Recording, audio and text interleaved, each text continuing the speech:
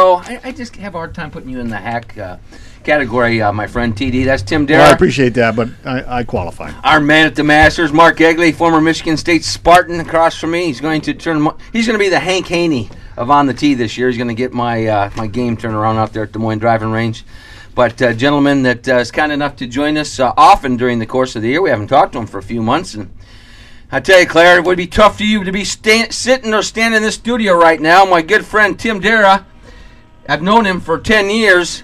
I didn't realize he was a Bear fan. He looks like he's a member of the Bear staff tonight. He's got head-to-toe Bears gear on, so I'm glad. I said, you realize we're having Clare Peterson, as avid a fan as I am, on tonight, and I think that's why he geared up to prepare for us. But I'm just trying to balance the show out. How you been? I'm doing well. I've been warned that I can't talk about the Packers too much, but I'm glad you started with that because, you know, regardless of whether you're a Bears or a Packers fan, you have to relish the possibility of at Soldier Field an NFC Championship game, which I think is going to happen a week from this weekend, and let's bring it on. It's going to be a lot of fun. Now, that would be a classic old-time, old-school matchup, wouldn't it? With the conditions like that, with the old Halas Lombardi, Halas Lombardi, the old franchises. It would be a throwback game. It really would. I really hope it happens. Not since 1941 have the Packers and Bears met in a championship game, so it would just be. Now, we have to understand, both of us would be devastated if we happen to be on the losing team. But if you're on the winning team, it would not get any better than that. No. And by the way, a disclaimer, we can talk Packers the entire segment, but since there was a golf tournament over in Hawaii that several of your champions were playing in, and Jonathan Bird with a nice victory, that certainly was impressive as a former John Deere Classic champion. Yeah, it was fun. It was an exciting way to start the season, fun for us to watch. And we don't mean to ignore Mark there. Mark's one of our great friends, and glad to hear that he's in the studio. But Jonathan is one of those guys that just kind of sneaks up on you. You know, he's won 5 times now. The way he finished the year went almost because golf was not on network TV anymore, but well, we lost Claire. Yep, you may want to call him back, Benny, and see if he can do a little landline for us. But put him on the Bear line. You had him on the Packer line. You had him on the Packer line. Yeah, the fading line. Yeah, he might have been on the Seattle Seahawk line for all we know. But he was. Claire is just an incredible guy, and I think that he'll get a chance to get Jonathan Bird back this coming year because he's such good friends with Zach Johnson. Yeah, those two are very close, aren't they? And I think they've moved down to the same place in Georgia. Yeah, they live in the same community. I believe you're right. Yeah. And I believe Jonathan Bird's that kind of human being that, you know, you read his bio and everything. He's in that same kind of fabric, you know, from a life perspective that Zach is, and I know that Badley's also another good friend of both those guys because, you know, they're all Christian guys. They're Christian guys, but they are loyal guys. And the number of times that they've played over at the John Deere when they've been successful or they've been treated well someplace, they come back forever. And that's the case with Zach and Jonathan. We lost you there, and Tim Deere said that's because we had you on the Packer line, not the Bear line. They called you back on the Bear line, Claire. Well, at least it wasn't the Vikings line. Thanks that's right. Yeah. That one's dead. Yeah, sorry. It is. It is. Good riddance, too. Yeah. So we were talking about Jonathan, the great champion that he was for you. Oh, Jonathan was terrific. He won in 07, and just a gentleman, just like the guys I heard you talking when I came back on there with good friend of Zach's, you know, and of course Steve Stricker is our champion the last 2 years, you know, real gentleman, down-to-earth, humble guy, and we've been really lucky over the last 5 years or so to have champions that we're really proud of, and you always root for those guys. So, like I say, to have Jonathan win and start the year, you know, with a bang, was really exciting for us. Well, Claire, you know, I'm sorry to hear that you're in the Quad Cities right now, not over in Hawaii.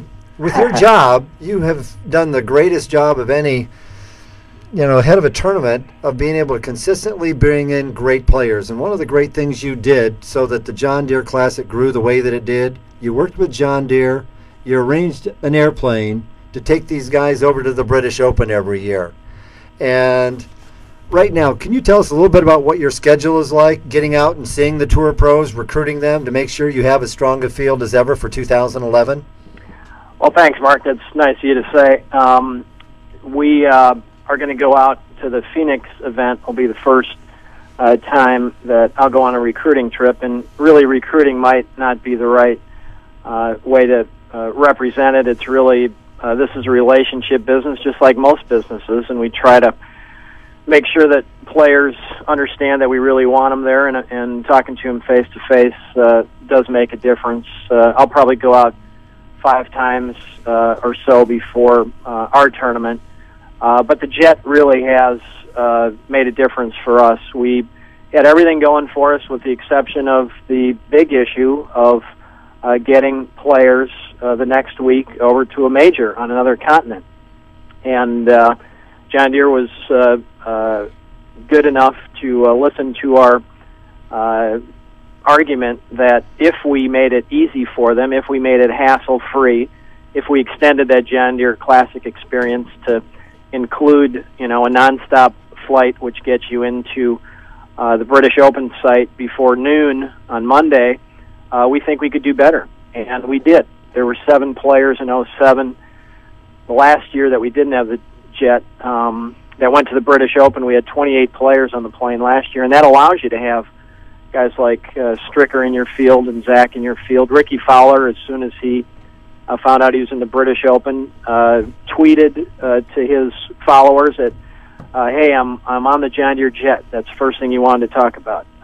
So it's made a big difference for us, and John Deere obviously has helped us pay for it, and it's not an inexpensive proposition, but it's been a great investment in the event. Well, John Deere does an extra step too. That let's say your winner is exempt into the tournament, and he doesn't have a passport or all the right tools. What does John Deere step up and do for you there? Well, that is a Hey, they're not coming to raid your house or anything, are they? No. They but it reminds me of Jonathan, going back to Jonathan Bird before we had the jet. Yeah, I don't know where those sirens are coming from. It's not from here. Maybe it is. We had to kind of work on our own. We had Sean O'Hara. We had to get a private flight to get him back to get his birth certificate in 05. Jonathan showed up here without his passport in 07, and we had to scramble. He thought that was going to be bad luck to get him back to Georgia. So with this jet waiting at the Quad City Airport hangar, we can just take that top finisher that isn't already exempt and put him in the first row and have him join the 100 or so other guys, and it makes it pretty clean for us. Well, Clare Peterson, the date is July 7th through the 10th.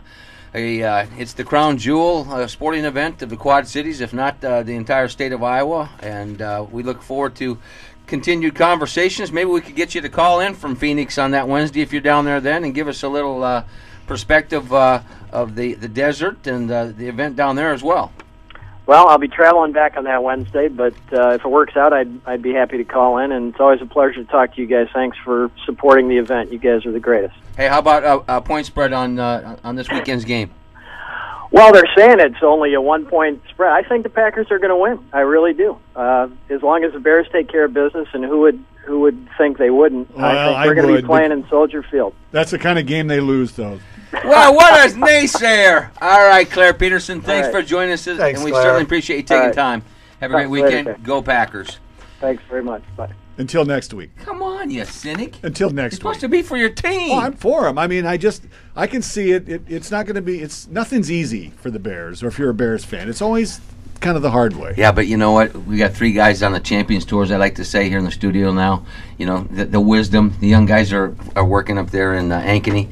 But we remember Lombardi, Hallis, Mike Ditka. Yep. Jack Kincannon against Oh, Bart my goodness. Starr. Yeah. I mean, Bobby Douglas. Yeah.